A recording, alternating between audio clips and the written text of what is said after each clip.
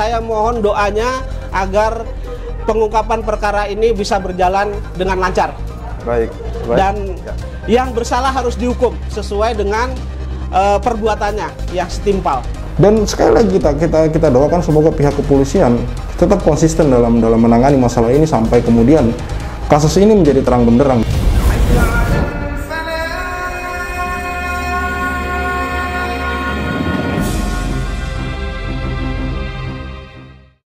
Bismillahirrahmanirrahim. Assalamualaikum warahmatullahi wabarakatuh. Kembali lagi bersama Khalid Al-Walid. Alhamdulillahirrabbilalamin. Kali ini pihak Bareskrim Polri atau kepolisian sudah turun tangan ya. Sudah turun tangan dalam kasus investasi tambang batubara Jabal Nur JBN Yusuf Mansur yang diduga kuat. Di sini ada unsur penipuan ya. Dalam hal ini pihak Yusuf Mansur dan pihak terkait lainnya. Misalkan dalam hal ini BMT Darussalam gitu teman-teman. Kali ini Pak Zaini Mustafa dan 3 orang lainnya dipanggil ke Bareskrim Polri untuk dimintai keterangan. Ini berdasarkan surat yang dikirim oleh Pak Zaini Mustafa. Dia sebelumnya sudah pernah bersurat lalu kemudian ditanggapi, kalau tidak salah kurang lebih sekitar 1 atau 2 hari yang lalu oleh Bareskrim Polri dengan pemanggilan kepada Pak Zaini Mustafa dan kawan-kawan. Pak Zaini Mustafa ini sudah bersurat sekitar bulan Maret, lalu kemudian dijawab hari ini. Dijawab sekitar 1 atau 2 hari yang lalu dengan pemanggilan untuk dimintai keterangan, dan kita berdoa semoga apa yang diupayakan oleh Bareskrim Polri ini tidak setengah-setengah ya, kemudian bisa sampai selesai, sampai clear. Maksudnya mengupayakan agar kasus ini bisa terselesaikan dan bisa terang benderang gitu, kelihatan siapa yang tersangka dalam kasus ini gitu, siapa yang tersangka dalam kasus ini, apakah pihak Yusuf Mansur atau BMT Darussalam atau kedua-duanya malahan gitu. Oke teman-teman, kita langsung saja menuju ke video berikut ini. Pak Zaini, bisa dijelaskan Pak terkait pemanggilan Bapak oleh Bareskrim saat ini? Baik Mas Haji, saya hari ini dipanggil berdasarkan surat tertanggal 22 September Mas. Nomornya adalah B/6713 9 Romawi /res.1 kemudian /2022 Ditipideksus ya, tindak pidana khusus masalah ekonomi ini Mas. Dimintain keterangan berkaitan dengan investasi batu bara yang sampai dengan saat ini masih belum ada penyelesaian, di mana bisnis batu bara itu diawali dengan presentasinya Yusuf Mansur di dalam masjid Darussalam Kota Wisata, dan berakhir sampai dengan saat ini itu dilakukan tahun 2009, kemudian macet di 2010 sampai dengan sekarang hampir 11 atau 12 tahun belum ada penyelesaian Mas Haji. Nah, dasar daripada surat dari Bareskrim ini, dasar dari surat Bareskrim ini, memang saya di bulan Maret itu saya bersurat mengadukan berkaitan dengan investasi tersebut yang diduga melakukan beberapa pasal begitu Mas Haji. Ya, baik. Jadi pemanggilan Bapak oleh Bareskrim ini terkait surat aduan yang dikirimkan oleh Pak Zaini kepada pihak kepolisian ya Pak ya? Iya betul, kepada Kapolri. Baik. Siapa saja Pak yang Bapak adukan atau laporkan ini Pak? Yang saya adukan di sini adalah Jam'an Nur Kotip Mansur, kemudian BMT Darussalam, dan PT Adi Partner Perkasa. Oke. Ya. Baik. Ya, mereka ini terkait adanya dugaan tidak pidana apa Pak? Atau dikenakan pasal apa Pak? Ya, jadi sesuai dengan surat yang ada dalam undangan ini, diduga sebagai tuntutan investor sebagaimana dimaksud dalam pasal 46 Undang-Undang Nomor 10 tahun 1998 tentang perbankan, dan atau pasal 378 KUHP dan atau pasal 372 KUHP dan pasal 3, pasal 4, pasal 5 Undang-Undang Nomor 8 tahun 2010 tentang pencegahan dan pemberantasan tindak pidana pencucian uang yang diduga dilakukan oleh pengurus Koperasi Jasa Keuangan Syariah BMT Darussalam Madani Watanwil Darussalam dan saudara Jam'an Nur Khotib Mansur alias Yusuf Mansur. Oke. Iya. Oke, baik Pak. Ya. Ini terkait dugaan tidak pidana pencucian uang Pak ya? Baik. Oke. Keterangan apa Pak yang Bapak sampaikan kepada penyidik Pak? Jadi dari tadi dimintain keterangan, memang saya sampaikan dari A sampai Z. Dari awal Yusuf Mansur itu presentasi di Masjid Darussalam membawa usaha investasi batubara ini sampai dengan peran daripada direktur utama, direktur Adiansah, kemudian ditindaklanjuti oleh BMT, kemudian masing-masing investor setor, kemudian sampai dengan adanya mobil yang dipajang. Mobil yang dipajang dipamerkan di depan Masjid Darussalam, kemudian sampai dengan pada saat investasi ini macet, kemudian Yusuf Mansur datang ke gedung serbaguna. Di sana ada sekolah namanya Global School di Legenda Wisata yang mengatakan bahwa Bapak Ibu jangan khawatir, nanti yang akan mengganti investasi Bapak itu saya dengan cara mencicil. Yusuf Mansur yang mengatakan seperti itu. Nah, dari apa yang dikatakan oleh Pak Zaini Mustafa, dan nanti juga saya akan tampilkan sedikit cuplikan dari Kompas TV ya. Hasil investigasi dari Kompas TV saya akan tampilkan di video berikut ini. Tapi dengan cara saya mencicil. Total kerugian para korban itu kurang lebih kan hampir 50 miliaran, 3 miliaran. 3 miliar sudah dicicil. Pengembalian dana jamaah tak kunjung ada kejelasan. Yusuf Mansur membantah tipu-tipu dalam investasi batubara ini. Lantas, siapa yang bertanggung jawab? Saya ikut ganti, ikut bayar di beberapa orang. Ada satu orang malah 23 miliar. Yusuf Mansur untuk mengembalikan seluruh dana investasi batubara.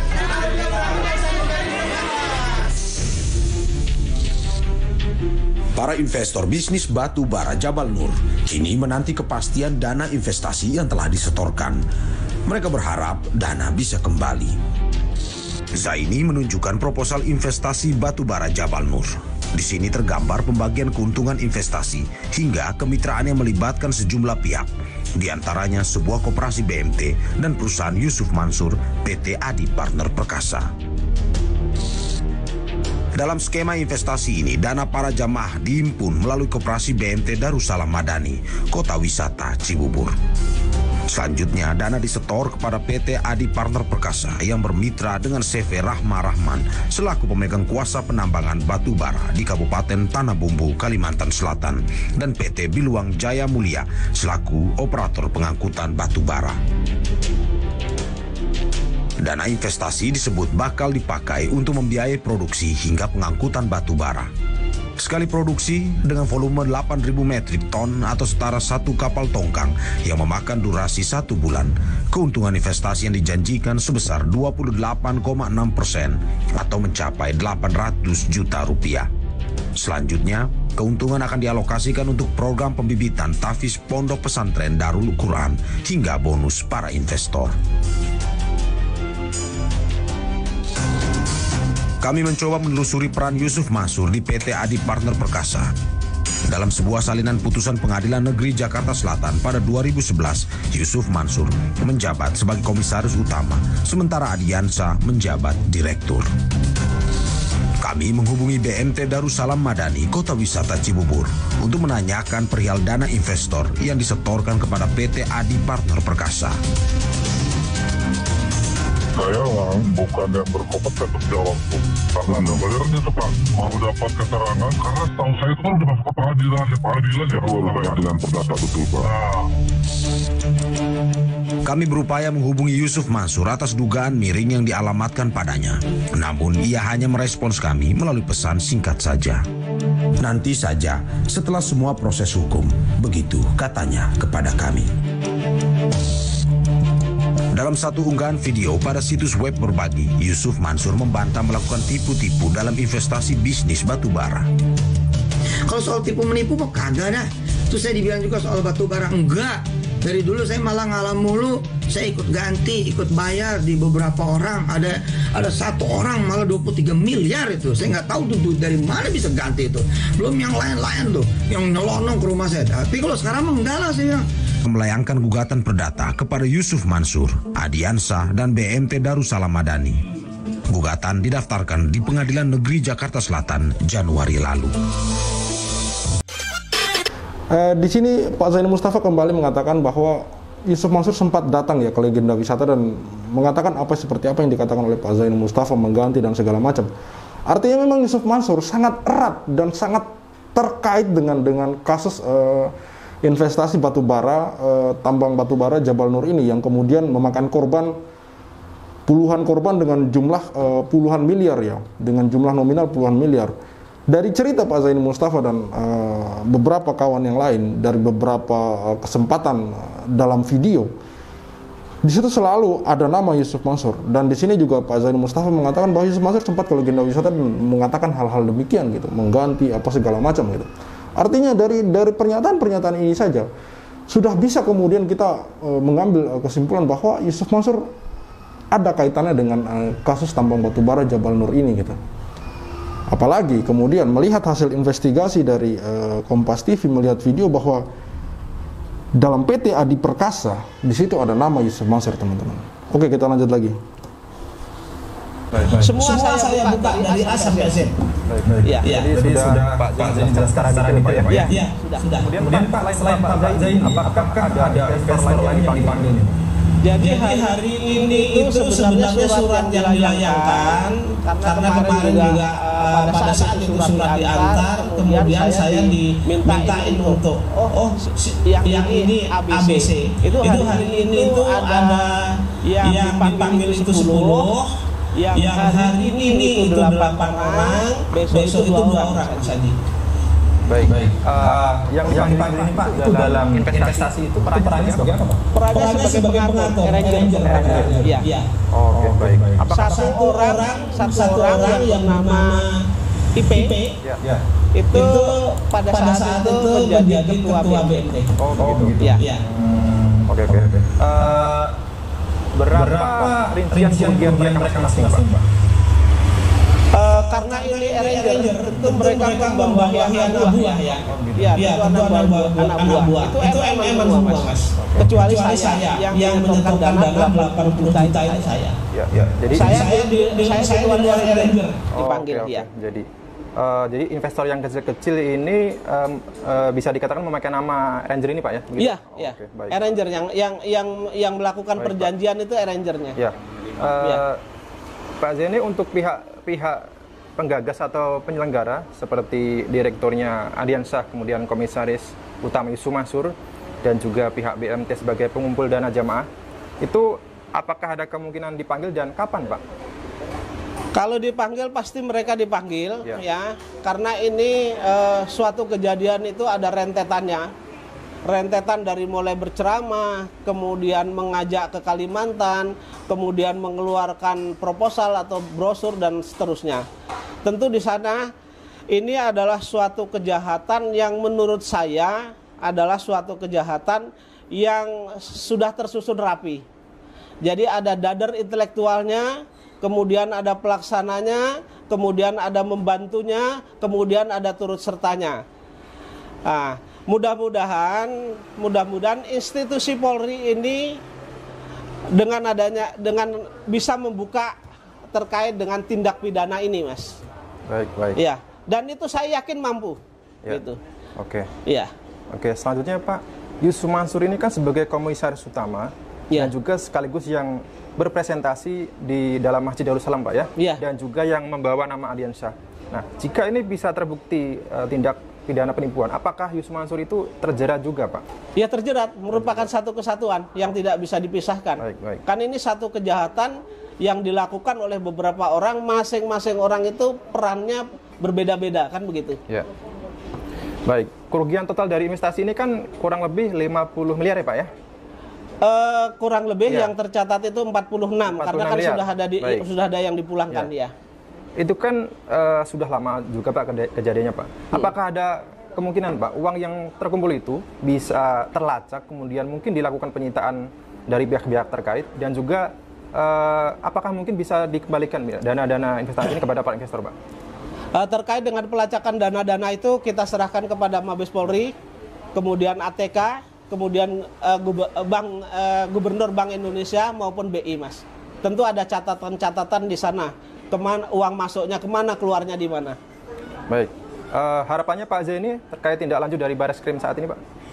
Terkait dengan tindak lanjut yang dilakukan oleh Bareskrim saat ini, harapan saya adalah tindak pidana ini terungkap dengan gamblang dan bisa menyelesaikan masalah dengan sejernih-jernihnya. Jadi tidak ada lagi nanti yang dirugikan, Mas. Masyarakat juga merasa puas ketika ini Mabes Polri bisa mengungkap perkara ini. Karena ini kan sudah menjadi keresahan umat, Mas. Itu. Baik, jadi harapan Pak Zaini kasus ini bisa terungkap secara terang benderang, dan siapapun yang terlibat ini menerima hukuman yang sesuai hukum yang berlaku gitu, Pak, ya? Iya, ini tidak ada tebang pilih. Ya. Harapan saya tidak ada tebang pilih. Artinya siapapun yang melakukan tindak pidana di dalam negeri kesatuan Republik Indonesia ini, apakah dia tukang sapu, apakah dia ustadz, apakah dia pengusaha atau dan lain-lain sebagainya, mempunyai di mata hukum itu sama. Jadi kalau mereka melakukan tindak pidana, tentu ya mereka harus mendapat sanksi sesuai dengan ketentuan hukum yang berlaku. Begitu. Baik, Pak Zaini, pesan kepada investor-investor lain yang saat ini juga berharap kasus ini segera terungkap dan terusut, Pak. Jadi gini, pesan kepada investor yang lain yang saat ini sudah ada yang bergerak dan belum ada yang bergerak. Jadi ketika mereka punya hak, mereka pernah menyetorkan uang ini untuk investasi, jangan takut. Ungkap itu kejadian yang sebenar-benarnya, jangan dikurangi, jangan dilebihi. Biar nanti polisi bisa bekerja sama dengan secara profesional. Baik, saya kira cukup dari saya, Pak Zaini. Terima kasih, selamat berjuang Pak Zaini. Semoga terkait dengan tindak lanjut dari Bareskrim ini ada hasil yang positif, dan juga siapapun yang terlibat ini bisa dihukum secepatnya, Pak Zaini, ya. Baik. Saya mohon doa juga kepada para netizen dimanapun bisa dilihat video ini, dimanapun bisa didengar. Saya mohon doanya agar pengungkapan perkara ini bisa berjalan dengan lancar. Baik. Dan yang bersalah harus dihukum sesuai dengan perbuatannya yang setimpal, gitu. Baik, terima kasih Pak Zaini dan Pak Sundar. Ya, amin. Semoga apa yang diusahakan oleh Pak Zaini Mustafa dan kawan-kawan berjalan lancar dan menemui titik terangnya, dan ibaratnya kasus ini menjadi terang benderang gitu. Dan kita berdoa semoga pihak kepolisian bisa konsisten dalam menangani kasus ini. Ini juga menjadi ajang bagi pihak kepolisian untuk berupaya untuk memperbaiki namanya di mata publik, di mata masyarakat, di mata umat gitu. Karena terus terang kasus Yusuf Mansur ini sudah mewabah gitu, sudah banyak yang resah dengan kasus Yusuf Mansur ini, dengan kasus investasi dari apa yang digalakan oleh Yusuf Mansur. Salah satunya ya yang sekarang yang sedang diupayakan oleh Pak Zaini Mustafa dan kawan-kawannya, itu kasus investasi tambang batubara Jabal Nur. Di sana ada nominal miliaran rupiah, teman-teman. Bukan uang sedikit di sana, dan ini adalah hak mereka gitu. Bukan sedekah di sini. Ini adalah murni bisnis. Jadi tidak ada istilah ustadz di sini, tidak ada istilah. Ya harus profesional gitu. Apapun gelar yang disandang oleh Yusuf Mansur, di sini adalah profesionalitas antara investor dan pengusaha gitu. Seperti misalkan Yusuf Mansur di sini dalam hal ini yang digugat, teman-teman. Dan sekali lagi kita doakan semoga pihak kepolisian tetap konsisten dalam menangani masalah ini sampai kemudian kasus ini menjadi terang benderang, dan siapa yang tersangka kemudian bisa muncul gitu, siapa yang keluar sebagai tersangka. Misalkan di sini pihak Yusuf Mansur dan teman-temannya gitu. Semoga menjadi terang benderang gitu, dan para korban kemudian hak-haknya bisa dikembalikan, mereka bisa menikmati kembali hak-hak yang sudah mereka sempat setorkan ke Yusuf Mansur melalui BMT Darussalam di dalam hal ini gitu, teman-teman. Oke. Saya pikir cukup sekian video dari saya, dan terakhir apa yang dipesankan oleh Pak Zaini Mustafa kepada para saksi di sini yang dipanggil oleh Bareskrim ya, ini selaku korban ya, korban dari investasi tambang batubara Jabal Nur. Ketika mengungkapkan sesuatu, diungkapkan apa yang dirasakan gitu, tidak usah ditambah dan tidak perlu dikurangi gitu. Ini demi kelancaran penyidikan yang dilakukan oleh pihak kepolisian, penyelidikan yang dilakukan oleh pihak kepolisian gitu. Tidak perlu ditambah dan tidak perlu dikurangi keterangannya, teman-teman. Tidak perlu ada yang dibuat-buat, seadanya saja. Apa yang dialami itu yang diceritakan, itu yang diinformasikan gitu, teman-teman. Percayakan kepada pihak kepolisian, mereka lebih tahu, mereka lebih bisa apa yang mereka perbuat, mereka sudah paham gitu, teman-teman. Kita cukup membantu pihak kepolisian dengan kooperatif, memberikan informasi yang sebenar-benarnya, teman-teman. Saya pikir apa yang disampaikan oleh Pak Zaini Mustafa tadi wajib didengar oleh teman-teman korban di sini, dalam hal ini korban investasi tambang batubara Jabal Nur, teman-teman. Oke, saya pikir cukup sekian dari saya. Saya Khalid Al-Walid. See you on the next videos.